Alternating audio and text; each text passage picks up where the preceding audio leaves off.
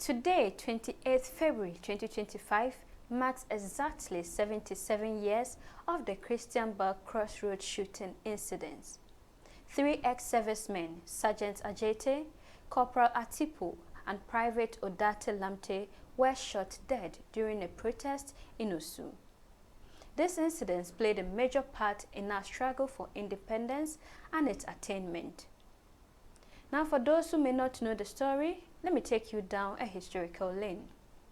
During World War II, a war that didn't concern Africa or any of its countries in any way, the British, who were then colonial masters of the Gold Coast, recruited some soldiers to fight for them, promising them rewards and benefits after the war. The soldiers agreed and went into the war fighting with the Gold Coast Regiment of the Royal West African Frontier Force. Now, after the war, the soldiers had to return to their homeland, and when they did, settling down became difficult. Why?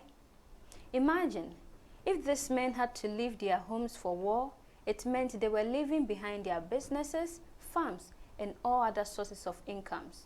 And by the end of 1947, living conditions in Accra became very hard. Hence, the difficulty in getting back on their feet. And worst of it all, the British did not fulfill their end of the bargain. They refused to give the veterans the rewards and benefits they promised them.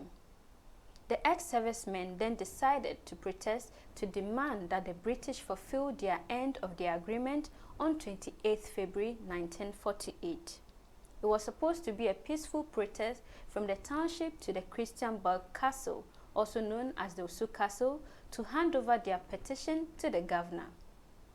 Things, however, took a wrong turn when they approached the castle. One Superintendent Colin Emery warned the protesters to disperse, but they did not, as they waited for long. And the next thing that followed was an open fire on the unarmed protesters. 3 soldiers down: Sergeant Adjetey, Corporal Attipoe, and Private Odartey Lamptey were shot dead. Their deaths ignited nationwide unrest and protest, and even intensified the fight against oppressors' rule. The United Gold Coast Convention (UGCC) and the Big Six emerged with renewed fights for independence, and subsequently the Radical Convention People's Party (CPP), led by Dr. Kwame Nkrumah. The CPP, through its mantra of positive action and self-government now, brought the new dawn of independence to Ghana on 6 March 1957. As part of this year's independence celebration, a wreath-laying ceremony was held earlier today to mark the 77th anniversary of the Crossroads Shooting incidents at the Nationalism Park, Accra. What do you think of this as a Ghanaian? Share your thoughts with us in the comments below, and don't forget to like, share, and subscribe.